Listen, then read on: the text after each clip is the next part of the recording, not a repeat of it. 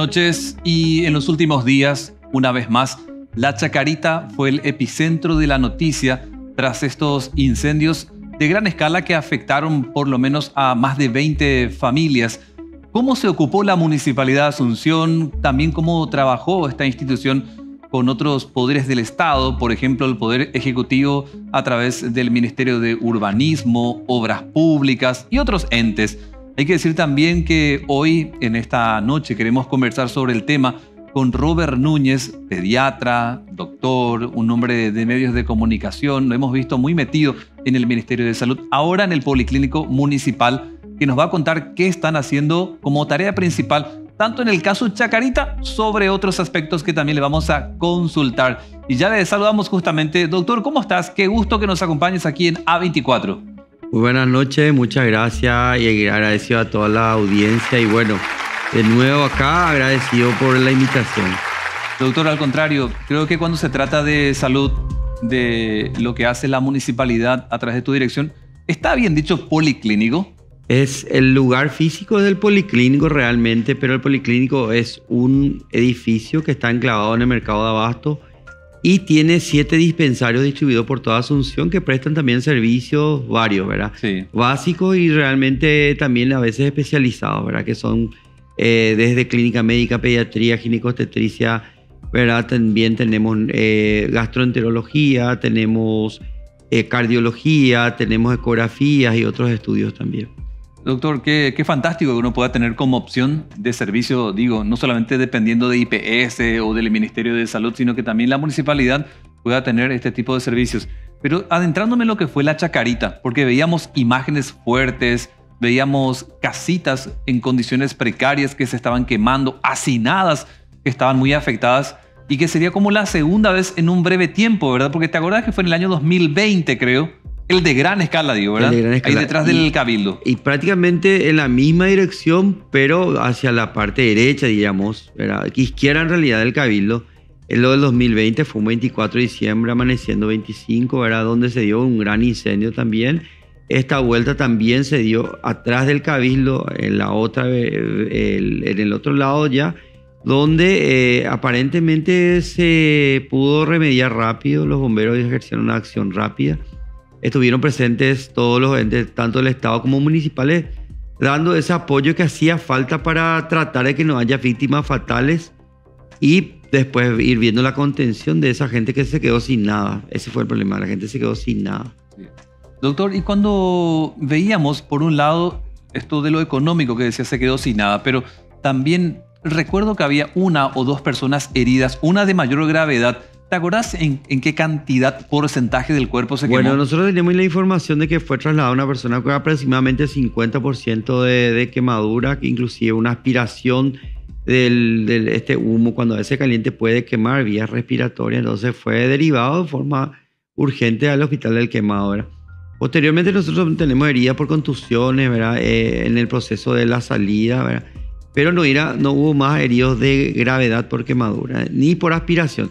Lo que vimos posteriormente en los días, ahí el sábado y el lunes mismo, es que había personas que por la aspiración tenían cuadros respiratorios así tipo alergia.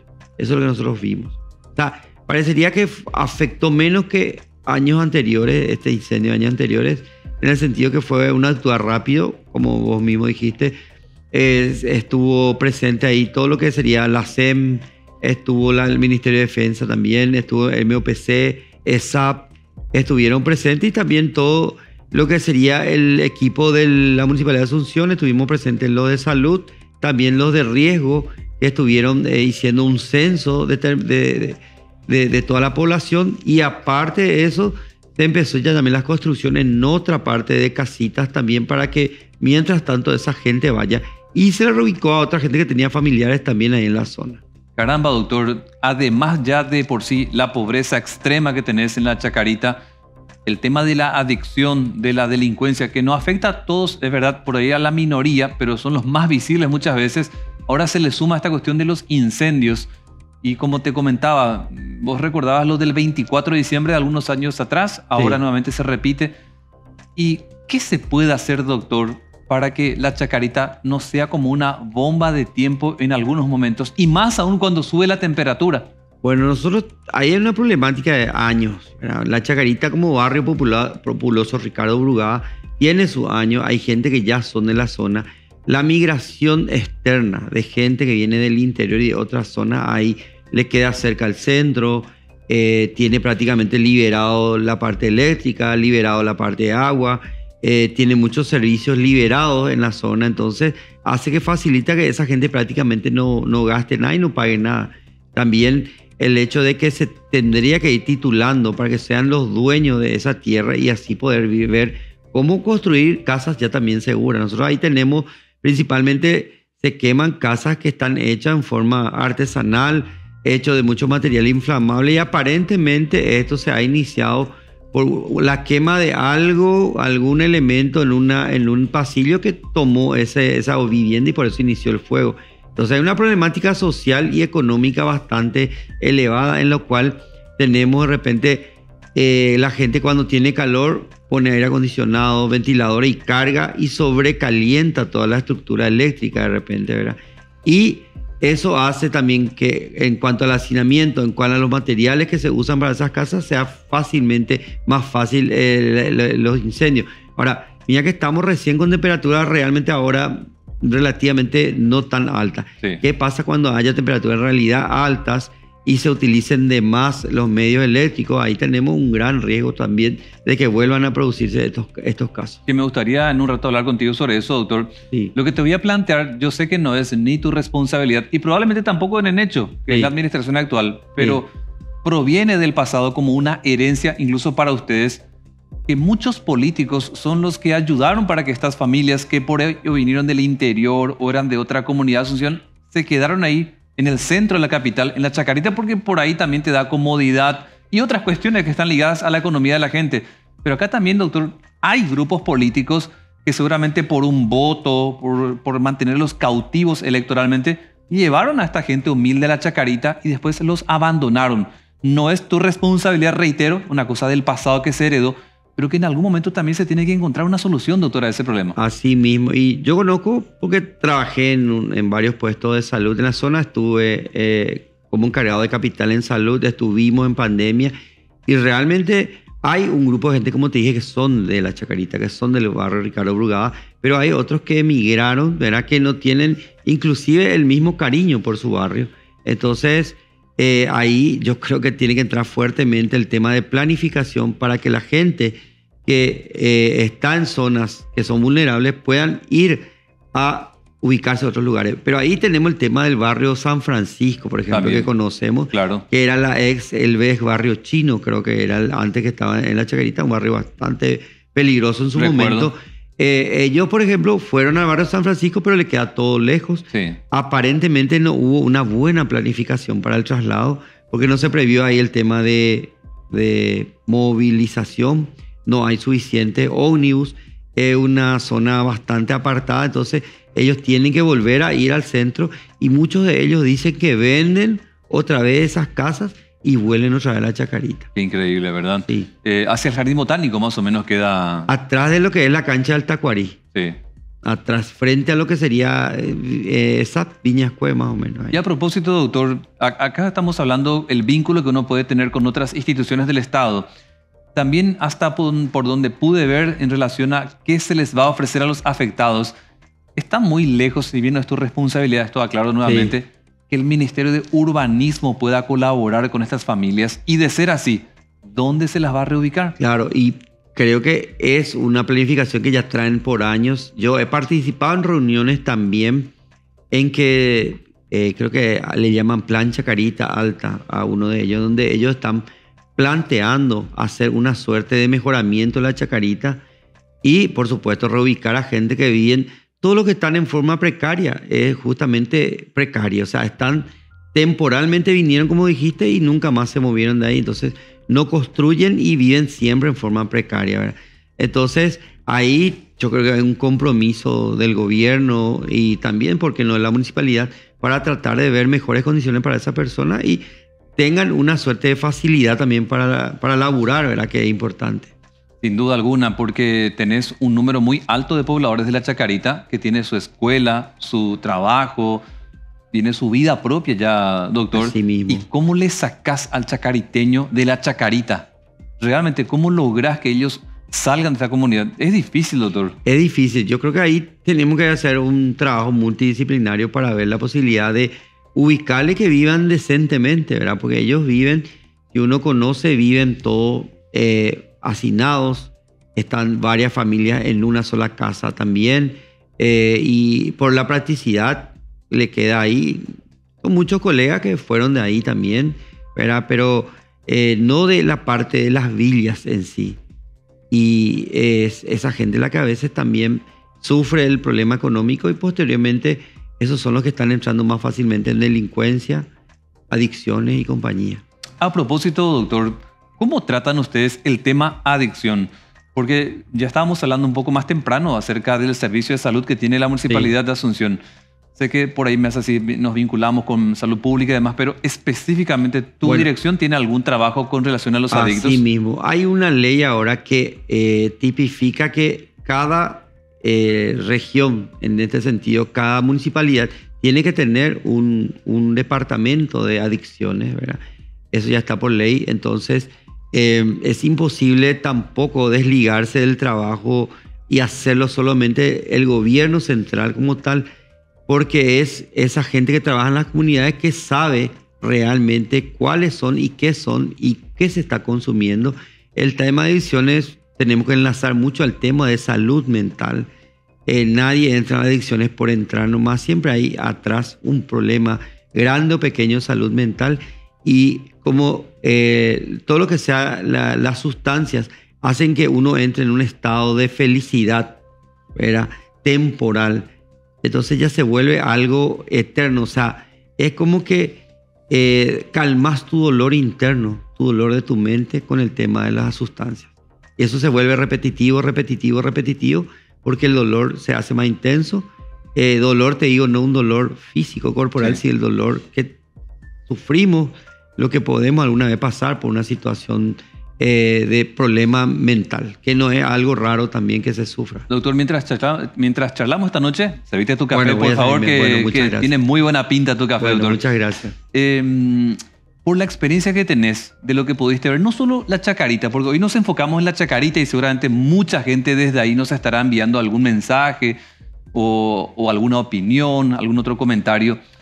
Si tuvieras que lanzar por lo menos como promedio de edad de chicos que en zonas bajas de la capital del país cayeron lamentablemente por alguna circunstancia en la adicción, ¿a partir de qué edad vos pudiste notar, doctor, que ya están con el crack, por ejemplo? Nosotros tenemos chicos desde muy temprano que lo que consiguen, por ejemplo, la cola zapatero es muy frecuente y más vimos en varias partes, pero en la zona de la terminal sabemos que los niños indígenas, nuestro pueblo originario, los niños, muchos de ellos para salir, inclusive para pasar el hambre, compran una bolsita, es que es alguien que le vende siempre y aspiran eso y viven totalmente volados, ¿verdad? Pero en otras zonas vemos chicos desde muy temprana edad, desde adolescentes que comienzan ya. Y ahí quiero enfocar un poco esta noche el tema de el Día Mundial de la Salud Mental. Es verdad. El Día Mundial de la Salud Mental. Y justamente hablamos con un grupo de amigos, nosotros quizás somos un pequeño núcleo nomás en la municipalidad dentro de lo que es la salud en el país. Pero sabemos que una de las banderas que tiene que hacernos ir para adelante es el tema de salud mental. Todo se enlaza con la salud mental. Estamos hablando, por ejemplo, vemos noticias de feminicidios, salud mental, adicciones, salud mental, todo lo que pasa con los chicos ahora, suicidios, salud mental. Entonces, hay que replantearse una estrategia y trabajar sobre eso. Y el tema de adicciones, nosotros estamos lanzando unos planes que vamos a hablar con el intendente justamente y seguramente hablar con el gobierno central para ver la posibilidad de trabajar fuertemente. Inclusive tenemos en Movisalud, ¿por qué no salir a los barrios teniendo como base las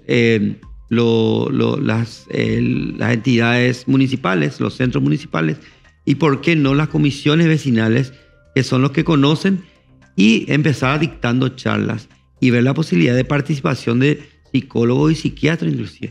Solamente que no son muchos, no somos muchos, entonces tenemos que diversificar eso y que mucha gente se comprometa a llegar hasta esa gente. Centro de recuperación de adicciones son muy pocos, hay uno solo acá en Asunción que no abastece. Entonces el replanteamiento tiene que ser de otra manera y es ahí donde vamos a aprender y te voy a estar avisando justamente un proyecto municipal que seguramente va a lanzar con el gobierno central. ¿Por qué yo metí el tema de la adicción, doctor? Porque al hablar nuevamente de la chacarita, hoy nos encontramos con que tenés a muchos de los adictos que cayeron en la delincuencia y de la delincuencia en la violencia. Sí. Y muchas veces esa violencia lleva a que el fuego fuera provocado y que el incendio que solemos ver a gran escala se pudo haber evitado cuando se trata de un cortocircuito, poner la cuestión accidental, o incluso si había un mecanismo que le permita al bombero tener una cercanía y una rapidez para que no se expanda mucha más de una casa que se ve afectada, hubiésemos tenido probablemente un daño material inferior. Así mismo. Bueno, yo no sé si vos escuchaste en alguna sospecha de cómo se inició el fuego, ¿verdad? Ahí estaban comentando que probablemente gente que roba cables quema el plástico para que se quede el cobre nomás y se quedó prendido aparentemente el plástico y eso fue el inicio. Esa es una de las versiones que están diciendo muchos, ¿verdad? Que fue así, que no fue provocado, ¿verdad? En sí, sino por los hechos de quemar algo es lo que produjo, ¿verdad? Entonces, y eso vos sabés que están marcados dentro de que ellos posteriormente vuelven a vender. Y en el tema de adiciones hay varias etapas, ¿verdad? Hay una etapa en que va subsistiendo de lo que tiene, después le va sacando a su familiar, después le va vendiendo cosas de su casa y después termina a vender todo y lo último que termina de vender es su cuerpo. Eso es lo último que vende. ¿Hombres y mujeres? Hombres y mujeres. Qué fuerte y eso. Yo estaba hablando, me tocó, gracias a Dios, trabajar con muchas personas que dejaron las adicciones. Me decían que un promedio para el que consumía coca era 5 millones al mes. Mucha plata. ¿Solo en coca? Solo en coca. 5 millones. 5 millones al mes. Qué bárbaro. Y que de repente, a medida que más consumía, más quería consumir.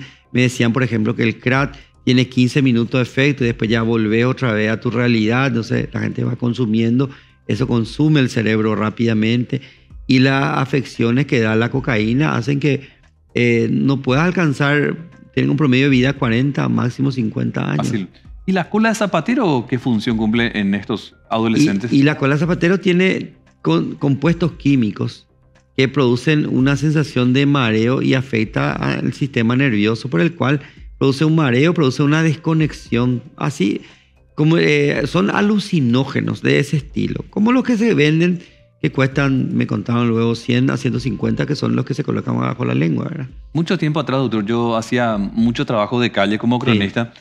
Y recuerdo en alguna ocasión que me decía uno de los que lastimosamente cayó en esta adicción de la cola de zapatero, que con ella terminaba eliminando la sensación de hambre. Y yo no sé si es... Por eso te digo, viste que nosotros tenemos nuestros pueblos originarios que vienen también hacia acá. A veces están sin comer y les saca la sensación de hambre. De hecho, la persona que consume, ¿verdad?, cierto tipo de sustancia también no tiene apetito y deja todo y se olvida de bañarse, de comer y muchas cosas más, ¿verdad? Realmente es una situación bastante dura, pero son enfermos mentales. Doctor, ¿y cómo está trabajando el policlínico? Por un lado, con los damnificados, porque vos me estabas contando que ¿cuántos son en total de este último incendio? ¿Cuántas familias? ¿20 y tantas? 20 y tantas familias que me comentaron, las cuales fueron ya reubicadas, aparentemente ya construyendo una zona ahí, en una zona X, en un barrio ahí, y otras ubicándose en las casas de sus familiares, ¿verdad?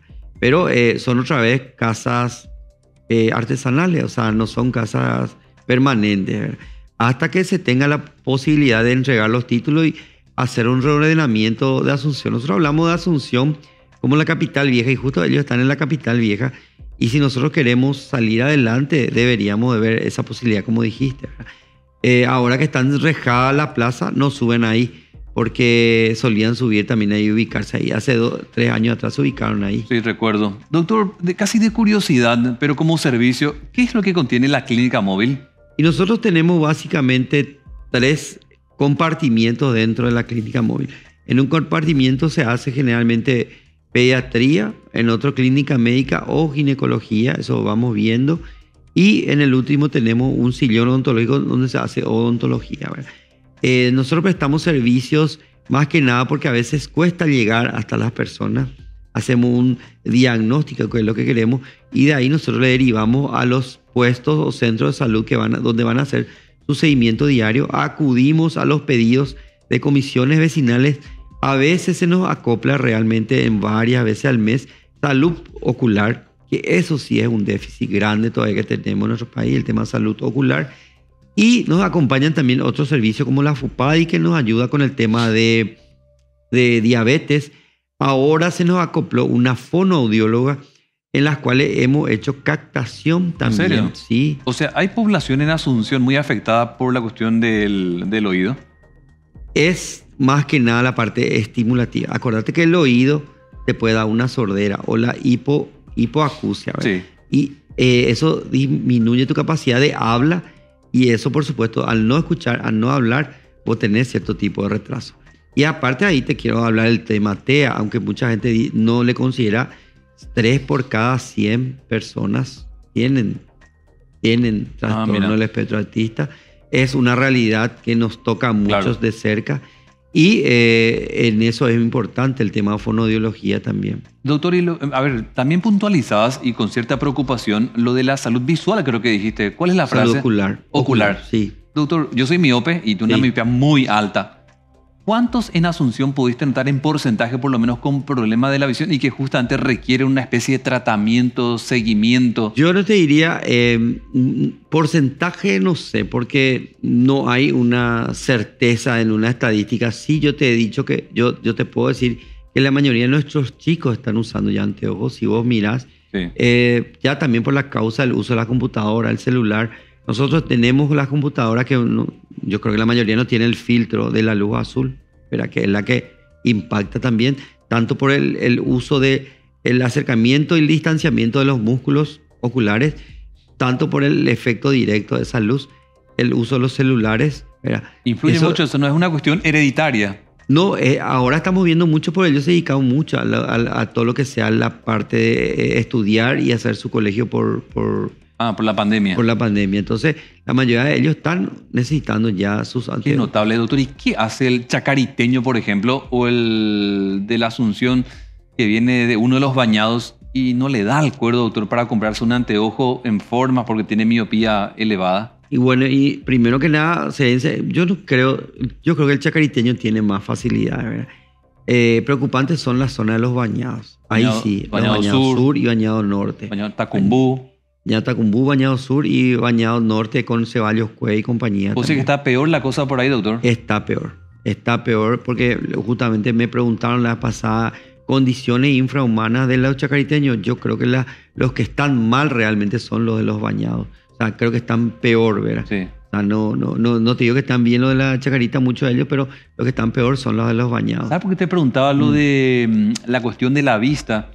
Porque por lo que estás indicando, hay una condición de pobreza muy alta en la capital del país, como en muchas ciudades, no solamente en Asunción, pero Asunción es como más visible por la presencia de los medios, etcétera, etcétera. ¿Qué hace esa persona? Ponele el bañado Tacumbú, doctor, que no le da el cuero para comprarse un anteojo que le puede costar, por el nivel de miopía, mínimo a veces 1 millón de guaraníes. Primero yo te diría que, o sea, una cuestión que no tiene ni culpa el ministerio, no hay suficientes especialistas y no hay suficientes turnos. La consulta a veces cuesta. Sí. ¿Verdad? Y por otro lado, cuando no tiene dinero, se ven los mecanismos. Quizá algunos lugares como Diven y otros podrían bien ver esa posibilidad de hacer una campaña en la cual pueda facilitarle, ¿verdad?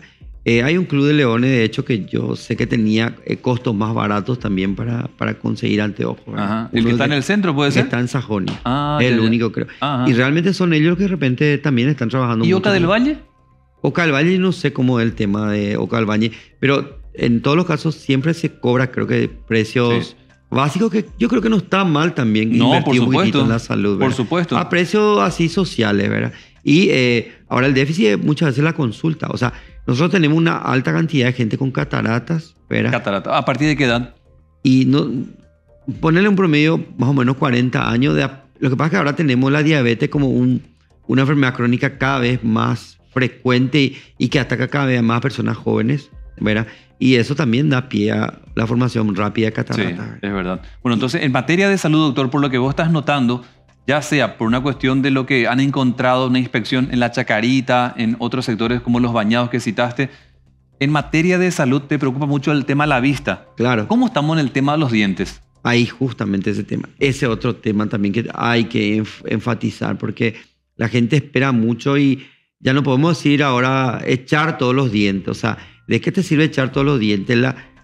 La boca es el primer papel en tu currículum cuando vas a buscar un trabajo. O sea, generalmente muchas frustraciones y mucho déficit cuando nos presentamos al mundo es el tema de una sonrisa con dientes, o sea, sin dientes, ¿verdad? Sí. Entonces, para esa gente, por supuesto, las prótesis, ¿verdad? Se trabaja a veces ciertos estamentos del Estado en conseguir prótesis. Por otro lado, hay muchos lugares donde se hace odontología, la gente tendría que ir, pero muchas veces es como si fuera que a la gente tenés que irte hasta ellos. Nosotros últimamente, cuando salimos a hacer la atención médica, estamos haciendo bastante atención a odontología, un promedio de 30 con cada atención, y es bastante. Y encontramos gente que igual sigue sin cuidarse la boca.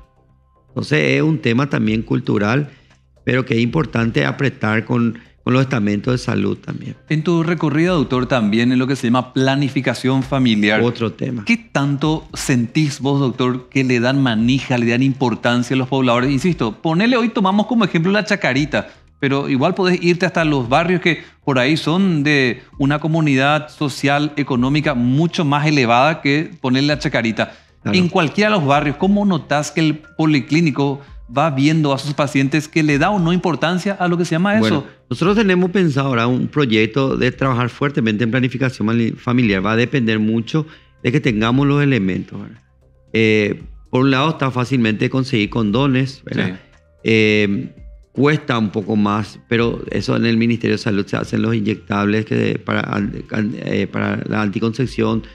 Está inclusive la pastilla del día después se consigue en el Ministerio de Salud. Ah, no sabía. Sí, sí. Y en el policlínico se puede conseguir. Y eso nosotros estamos cerrando ahora el convenio para traer y tratar de facilitar eso también. Nosotros vamos a trabajar. Pero está por otro lado el tema de la colocación del implante que se hizo en algún momento en las adolescentes. Sí. Y generalmente en aquella que tuvo ya su primer hijo de adolescente se le pone para que no tenga enseguida otro hijo, ¿verdad?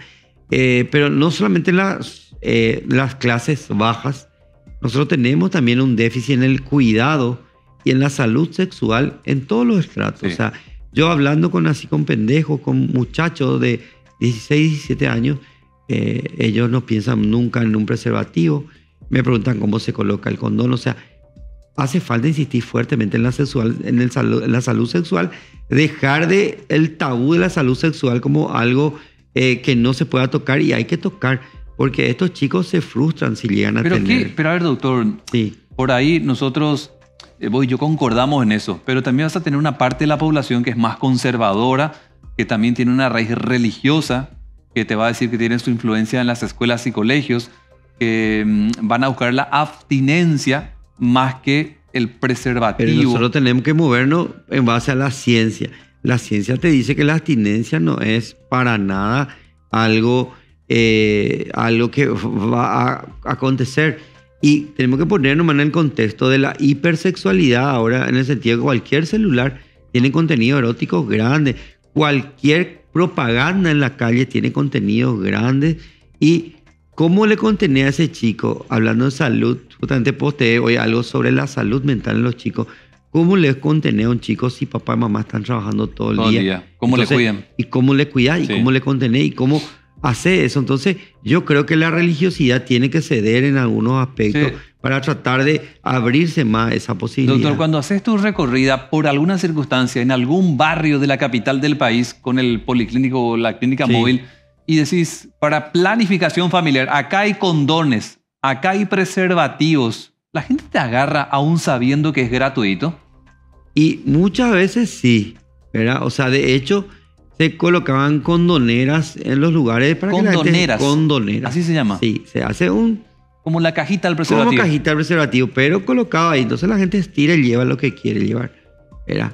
Cuando estuve trabajando en el Ministerio de Salud también insistíamos con eso. Y de hecho ahora nosotros tenemos que ver la posibilidad de embarazos no planificados, tratar de que no acontezcan, y menos embarazos en adolescentes también. Ahí tenemos otra problemática: embarazo en adolescente con consumo de sustancias. Eso te va a salir probablemente un bebé ya adicto, con adicción. Sí. Eso se concluye eso. Se ha hecho estudios en que recién nacidos están con efecto de la droga que consumió la mamá. Sí, y qué bueno que toques este tema, doctor, porque a mí me preocupa mucho cuando veo en zonas semafóricas de pronto una niña que viene de una comunidad indígena. De pronto vemos también en las zonas bajas de la capital a adolescentes. Te voy a contar un ejemplo, Diego. Adolescentes están embarazadas. Diego, yo te voy a contar un ejemplo. Nos fuimos a cubrir aquella vez que el arroyo se desbordó en la zona del Bañado Tongumuelaza, San Cayetano. ¿verdad? Nos fuimos y viene la abuela y me empieza a comentar y empieza a llorar, ¿verdad? La abuela porque le cuida a la niña. La niña tiene una paresia, que es una disminución de la fuerza de los miembros inferiores. Se maneja en una silla de ruedas que consiguió en Senadis. Pero ella, su problema era la escuela, 7 años, y quería ir a la escuela, tenía una buena lucidez.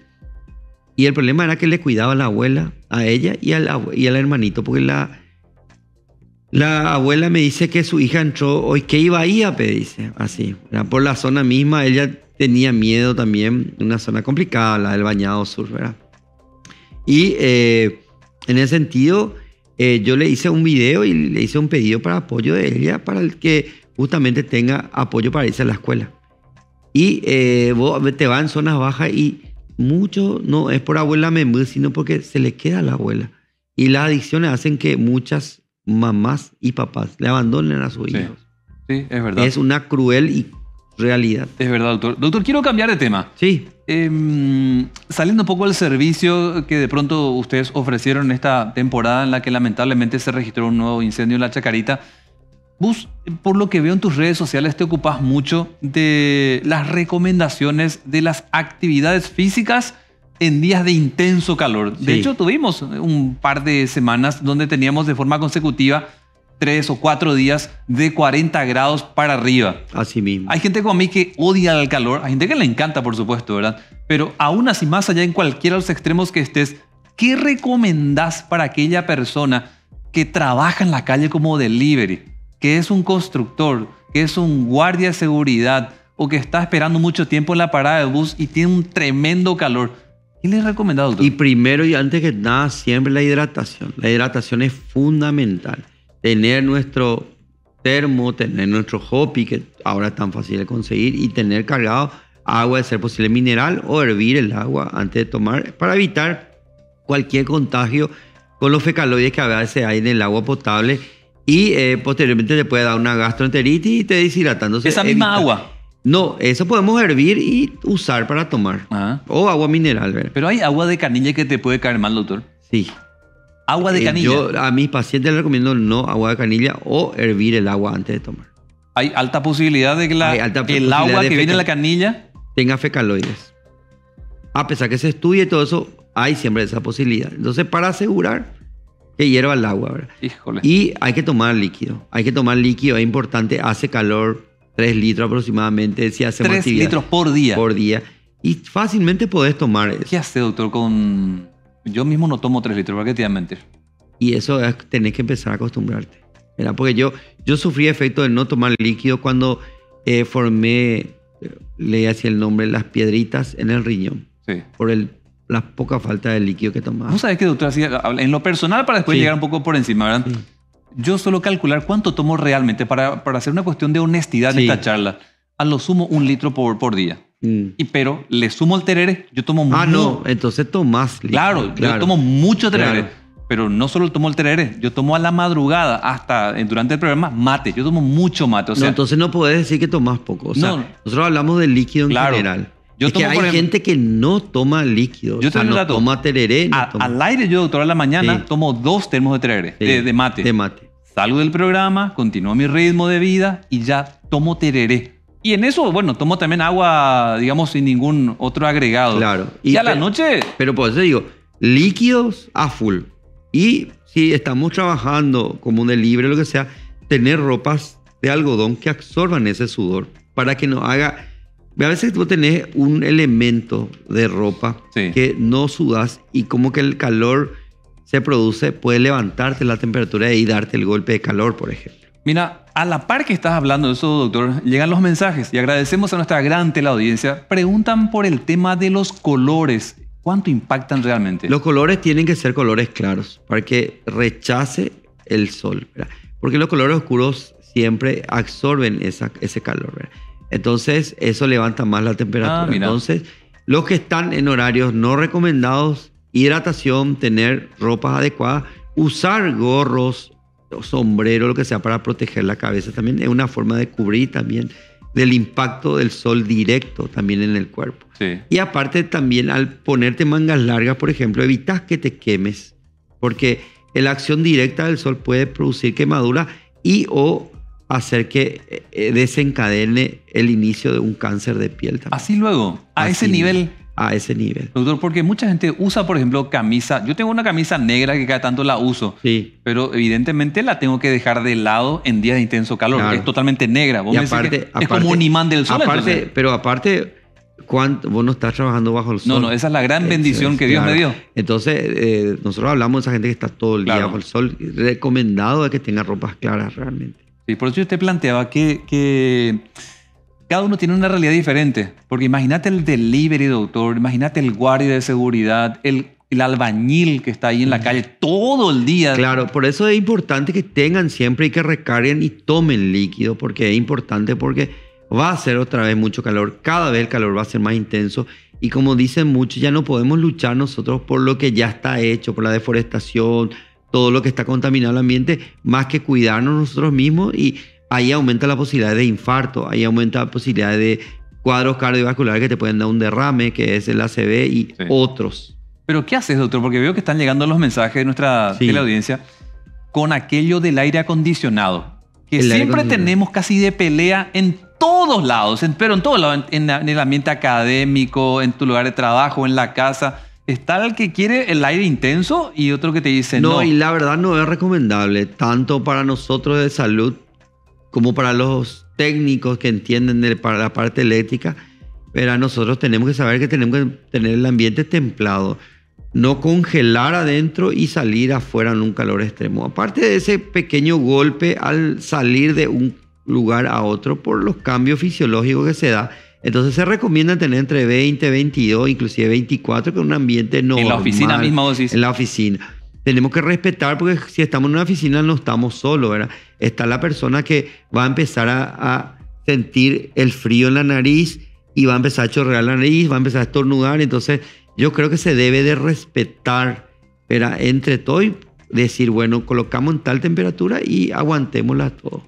Sí, ahí está. La recomendación, porque en verdad el aire acondicionado suele generar una especie de debate interno en todos los ambientes que te acabo de mencionar. También tenemos que considerar que el aire mueve, o sea, que el aire acondicionado mueve el mismo aire, vale la redundancia, que hay en el ambiente.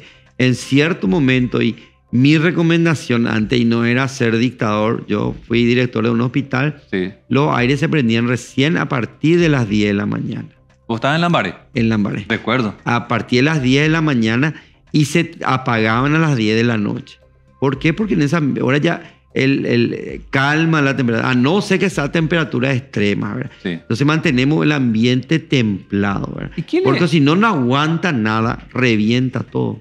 Doctor, y están preguntando por el tema de las bebidas alcohólicas, pero cuando tenés ese intenso calor, bueno, y ¿cuánto puede impactar en el cuerpo? Impacta en la bebida, el alcohol en sí impacta porque la descomposición del alcohol tiene elementos, ¿cómo te diría? Que se producen al descomponerse, que dañan directamente y pueden inclusive deshidratarte más, porque producen una diuresis exagerada. Sí. O sea, por eso se da esa resaca con dolor de cabeza, porque se deshidrata el cerebro y entonces, por supuesto, hay dolor de cabeza. Y aquellos que toman casi como estrategia una pastilla antes del alcohol, creo que una hora antes, el Gerón, ponele, y una hora después creo que también. Pero en el Gerón tener una suerte de analgésico, antiemético, anti todo, pero el líquido, o sea, agua, ¿verdad? Yo no sé si hay gente que toma cerveza y agua, no sé.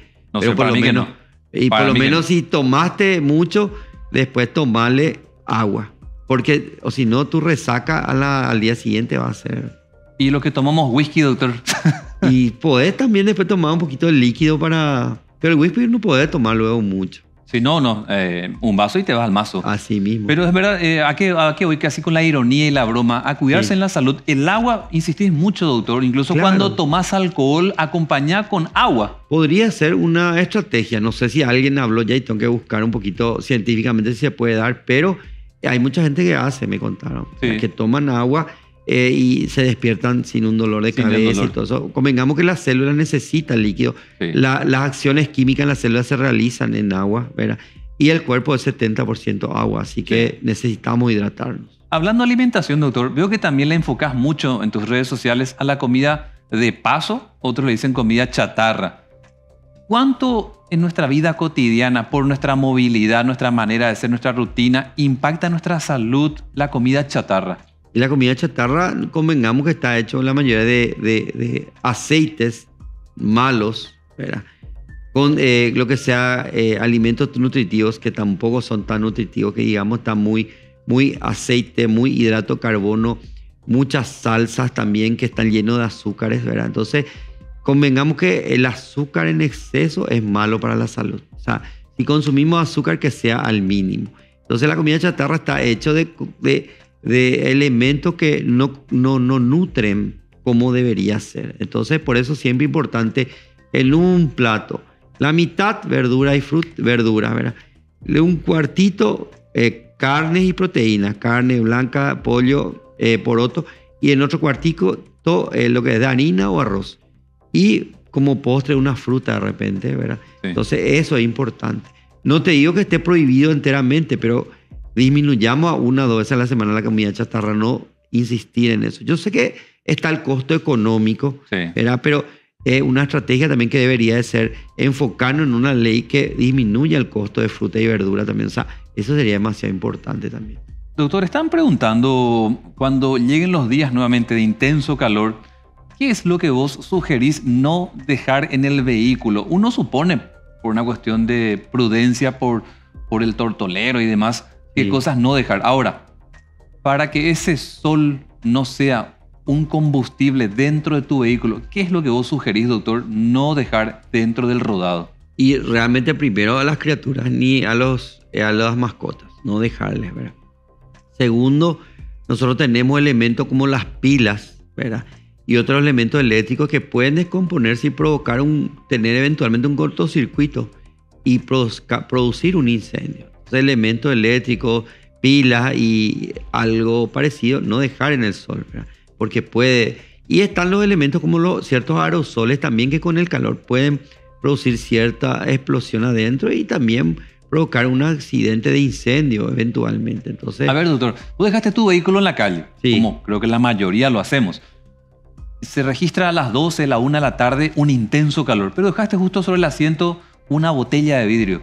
sí, Se me ocurre eso. podría ser también. Podría romperse eso y causarte un corte, ¿verdad? Porque muchas veces, a veces el apuro nos subimos sin ver y podemos cortarnos, ¿verdad? El vidrio también puede romperse, ¿verdad? De hecho, anteriormente, cuando dejamos en el sol, las ventanillas podrían romperse también por el efecto del calor. Creo que Tan eso así, no pasa. Pero tan así, doctor. He visto casas, ahora ya creo que no tanto porque ya tienen un elemento el cual protege, ¿verdad? Sí. Y aparte mucho polarizado atenúa también el calor. Pero de ¿verdad? todos modos, mejor no arriesgarse. No arriesgarse. Es mejor no dejar, aparte de los Sí. tortoleros, como decís, ningún elemento en el vehículo. Lo otro que no sabía, doctor, por ahí uno podía suponerse, pero qué bueno que alguien que viene de la medicina lo cuente. Imagínate, uno lleva el desodorante y por ahí deja nomás en el asiento. Ese es El un motivo. aerosol. El aerosol puede Eso explotar. también puede explotar también. Entonces hay que tener cuidado porque justamente está comprimido ahí la sustancia como para hacer después Qué el bárbaro. aerosol. Entonces es un elemento también que podría ser. Entonces lo mejor no dejar ningún elemento en el sol. En todo caso, eventualmente atrás en la valijera donde no tienes acción directa al sol. Doctor, tenemos que hacer una breve pausa esta noche. Y a Sí. la vuelta te quiero preguntar, porque entre las cosas que yo vi que la gente quiere saber, porque nos deja la pregunta en las redes sociales, es ¿qué recomendás al paraguayo que ama Brasil? ¿Qué le gusta ir de vacaciones a Brasil? Y por sobre todo cuando llega la época de verano, ¿qué documentos tener en cuenta? Por sobre todo cuando va a volver a su país. Pero a la vuelta de la pausa, ¿qué tenemos que tener en cuenta para viajar a Brasil y luego retornar?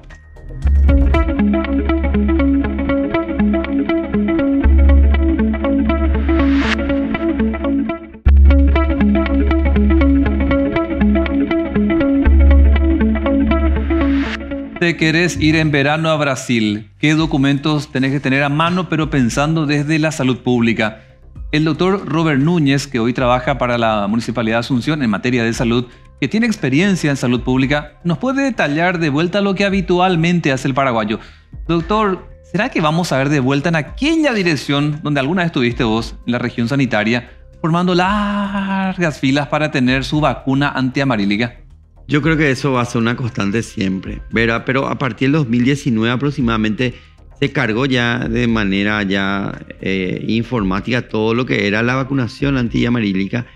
Y también si tenés alguna indicación médica de que te has aplicado, yo creo que todos los paraguayos nos habremos hecho ya. Fue desde 2008 prácticamente que se hizo en forma obligatoria y se metió dentro del esquema habitual, el esquema regular de vacunación. Entonces, quien más, quien menos se habrá hecho. Es una sola vez en la vida. Entonces, muchas veces ante la duda nos hacemos, ¿verdad? Pero lastimosamente la gente pierde. Entonces, es fácil sacarle una foto y guardar esa foto en el teléfono de tu tarjeta. O en tu correo. O en tu correo mejor. Pero yo creo que las filas van a ser. Fue menos que cuando yo estuve antes en la pandemia. Ahí fue un caos. Sí. Un caos, ¿verdad? Y la gente perdía. ¿Cómo quiere viajar a Brasil la gente, Y sí, quieren irse al mar y creo que hay muchas más facilidades que antes para irse. Entonces van al Brasil, que es donde le queda más accesible. ¿Y esa vacuna se aplica a partir de qué edad para el que quiera viajar de pronto? Y también cuidarse de sí mismo, ¿verdad? Realmente la primera dosis se hace a los 1 año, ¿verdad? Pero hasta los 60, se hace a partir de los 60. Te piden, yo creo que gente que esté viva, mayor de 60, ya tiene su vacuna. Uh-huh. Y lo que pasa es que para salir te piden eso, porque nosotros fuimos declarados libres de la fiebre amarilla. Nosotros le vencimos la fiebre amarilla. Entonces la idea es no traer eventualmente fiebre amarilla acá y que se expanda, ¿verdad? Entonces nosotros tenemos países que son tipo endémicos como el Brasil, en lo que es fiebre amarilla, endémicos en otras enfermedades, inclusive sarampión, que acá ya no tenemos, ¿verdad? Entonces lo que tratamos de prevenir es que no entre.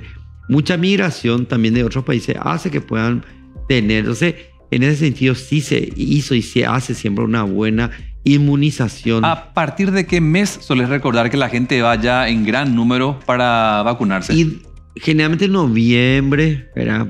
Muchos ya salen de vacaciones y en diciembre van.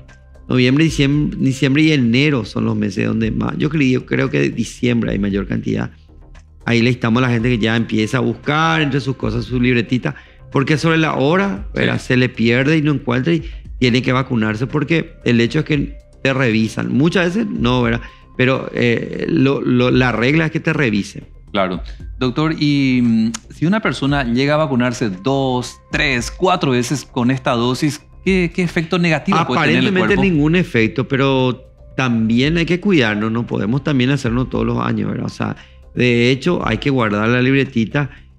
No hay datos que te digan que hay alguna complicación, pero es como para tener cuidado. El otro tema que nos estaban consultando, ¿qué tanto le tenemos que tener miedo o cuánto podés alarmar o prevenir sobre el dengue, doctor?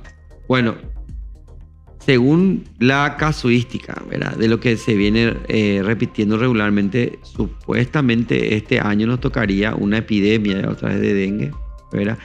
Y también tenemos que sumarle ahí toda esa gente que todavía no tuvo chikungunya, que dio tan mal, no sé si te acordarás, ¿verdad? Sí. Y lo que tenemos nosotros ahora que recién empieza a llover, cuando haya más lluvias, vamos a tener más criaderos del mosquito, porque ellos ponen los huevos y los huevos están todos colocados por el recipiente, ¿verdad? Sí. Cuando hay agua, los huevos eclosionan cuando tienen ese contacto con el agua, se forman las larvas y ya los mosquitos, ¿verdad? Entonces, depende mucho de la cantidad de mosquitos. Si nosotros no tenemos criadero, no tenemos mosquito y no tenemos dengue. Y tiene que cuidarse la gente. Sin embargo, no es la realidad, doctor. Yo suelo ver que los operativos de la MUNI de Asunción justamente... Se está haciendo bastante, pero no se abastece todo. Aparte, yo creo que uno tiene que ser celoso de su casa. Claro. ¿Verdad? Pero vos tenés que ser el que en tu casa tenés que evitar los criaderos, ¿verdad?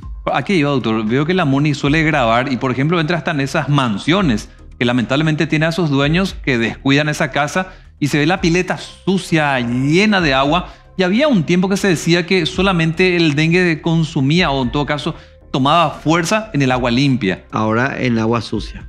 Se considera también agua sucia, agua limpia. Por eso es que tenemos que ver la posibilidad. Hablamos del fenómeno del niño, eso va a implicar mucha lluvia, más calor, y tenemos un calorcito húmedo, ¿verdad? Eso vamos a tener mucho calor húmedo, mucha lluvia. Vamos a tener inundaciones probablemente. Todo eso tenemos que ir previendo ya también a que eventualmente hay algunos hospitales que ya se están preparando inclusive para lo que va a ser el dengue. O sea, por lo que yo estoy notando, más allá un poco de parecer exagerado, doctor, tenemos que estar como en constante, en alarma. Sí. Por lo que se viene. Claro. Porque no va a ser algo breve o va a ser algo de alto impacto lo que tiene que ser con relación al dengue. Con relación al dengue. Y eso es lo que hoy nosotros estamos hablando de eso, ¿verdad? Y quiero ver allá por diciembre lo que va a ser, porque me acuerdo bien en esa época de alto impacto de la chikungunya y en nuestros pacientes graves, yo con los recién nacidos graves con chikungunya, ¿verdad? Entonces la gente como que ahí se asusta y después pierde otra vez ese control y ese cuidado de eliminar los criaderos. Y tienen que enfermarse únicamente, irse al hospital y llegar en una situación ya caótica para que ese paciente reaccione. Y a mí me preocupa porque justamente tengo una paciente que con 10 años hizo un problema de una encefalitis por chikungunya y tuvo su convulsión y todo eso. Entonces puede afectar a cualquier rango económico y social. ¿Deja alguna secuela al dengue, doctor, después de que te repongas? El dengue generalmente no deja tantas secuelas como deja la chikungunya, ¿verdad? Y el dengue suele pasarse, ¿verdad? Sin muchas secuelas. La chikungunya, sí, lo que vimos en nuestro país fue que produjo encefalitis en los chicos, dolores articulares, ¿verdad? Sí. Que quedan mucho tiempo y que muchos de ellos van a una artritis. Yo veía gente que caminaba como Robocop, doctor. Mucho tiempo. Sí. Siento tiempo. Como que la articulación del hueso, de la pierna, no es la misma. Sabes que mucho también nos extrañó, y a mí me extrañó porque leí mucho y he visto mucho también, es cómo se dio en nuestro país. Nosotros solamente en Paraguay teníamos un mayor índice de mortalidad que en toda la América. Sí, me llamó que teníamos una chikungunya diferente. Sí, que supuestamente se iba a estudiar, pero hasta ahora no sabemos. Vamos a esperar seguramente que llegue otra vez la época de chikungunya para que se alteren los muchachos. Doctor, y cuando tengamos, espero que no, ¿verdad? ¿Qué tenemos que hacer? O sea, tengo dengue, ¿qué hago? Tenés dengue, consulta. Bajar la fiebre y consulta. ¿Cuánto tiempo habitualmente te dan de reposo por dengue? Generalmente 5 a 7 días. Eso depende mucho de las complicaciones, te pueden aumentar los días de repente. ¿Existe todavía lo que se llamaba antes el dengue hemorrágico o ya tiene otra derivación u otro nombre? Una complicación de un dengue es la hemorragia justamente. Sí. O sea, en sí no es la hemorragia, sino la acumulación del líquido en cavidades que puede hacer que tenga después un problema con una cardiopatía o otra complicación. ¿Cuál es la cepa más peligrosa? Y la hemorrágica. La hemorrágica es la que más nosotros tenemos. Porque yo suelo escuchar que hay cepas en cuanto a los mosquitos del Aedes que llegan a impactar. Que alguna de pronto te da dengue, pero no la misma intensidad que otra. ¿Sabes lo que pasa? Muchas veces depende de nuestra inmunidad. Aparentemente te ataca el dengue, vos formás una inmunidad, te viene una nueva cepa y vuelve a ser fuerte porque es el primer contacto. Lo mismo se dio que la chikungunya nunca pudo un alto impacto. Impactó con fuerza porque no teníamos defensa, entonces causó estragos en nuestro país. ¿Ya hay vacuna con un alto porcentaje como para poder prevenir? Hay vacunas, pero todavía falta que se dé el ok para que pueda introducirse en el país. Seguramente, pues, yo creo que una de las cuestiones que vamos a tener que hacer es vacunarnos, porque eso de eliminar los criaderos y bajar el nivel de mosquitos, lo veo difícil. La última, doctor, se nos viene, me quedan 30 segundos, pero sí. ¿Qué recomendarías para lo que queda, digamos, del verano, cuando arranque verano, por el tema de la quema? Vemos mucha gente que hace quemazones y termina afectando la respiración. Bueno, primero que nada para el verano la hidratación, eso es fundamental, ¿verdad? Segundo que nada, nosotros tenemos que evitar tener elementos que son pirotécnicos, ¿verdad? De cualquier forma, la gente que fuma, apagar bien antes de tirar a los costados, una mala costumbre que tenemos, o jugar mismo con el fuego porque puede desencadenar incendios muy grandes, ¿verdad? Esos incendios levantan una polvareda demasiado grande que afecta principalmente, densifica nuestra atmósfera, lo cual hace que mucha gente, que cada vez tenemos más alérgicos, sufran, ¿verdad? Y hay cuadro alérgico, hay tos y hay complicaciones con una infección viral o bacteriana de eso, entonces afecta bastante a la salud. Entonces, hidratarse y tratar de no iniciar un fuego. Gracias, doctor. Muchas gracias. El doctor Robert Núñez, el director del Policlínico de la Municipalidad de Asunción. Varios temas que fuimos repasando en esta charla del programa Voces. Si quieres volver a ver, te invito a que vayas a las redes sociales y plataformas de A24 para tener toda la entrevista y los temas que esta noche hemos bajado a la mesa de este programa. Nos reencontramos en otra edición. Buenas noches.